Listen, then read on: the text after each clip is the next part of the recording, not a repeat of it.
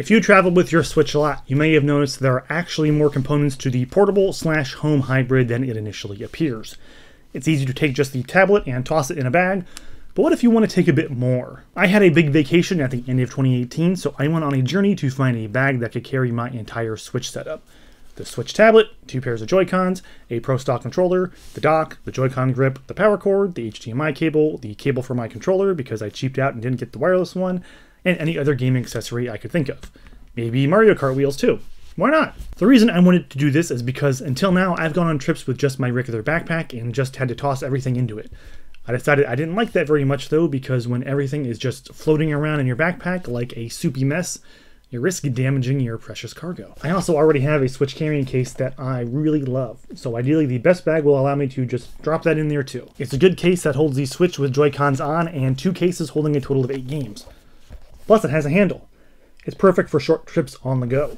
So because, as I may have mentioned before in previous videos, I am a crazy person when it comes to accessory choices, I bought 2 highly rated Switch bags to compare them.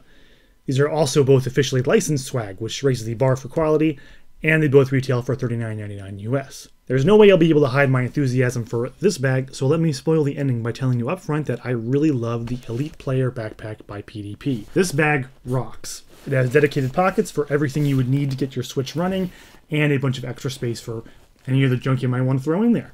You can fit 3 different sets of Joy-Cons in their own little pouches and still have one connected to your Switch.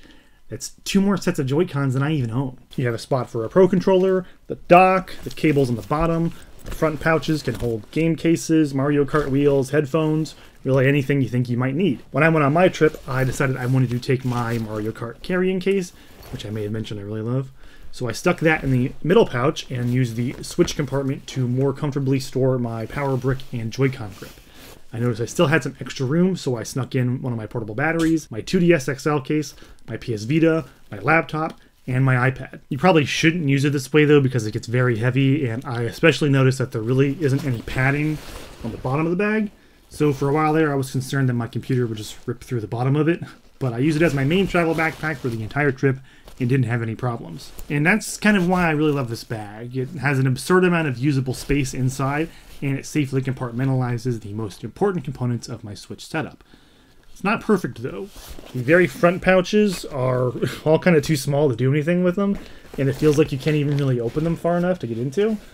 I've also seen some people point out that with this kind of bag, you're kind of advertising you have a piece of expensive equipment in it, so it's up to you if you think that kind of thing is important. For the other bag I tried, well, I may have given it away because I'm a little bit less enthusiastic about it, but I got the Breath of the Wild Everywhere Messenger bag by PowerA.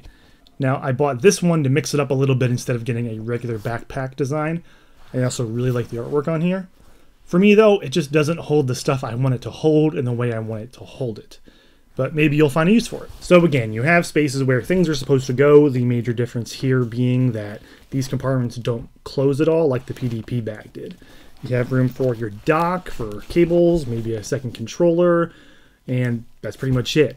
If you just have the standard Switch setup, it could be perfect for you, but I don't think it scales well with setups for more accessories. One benefit is that it does come with its own carrying case.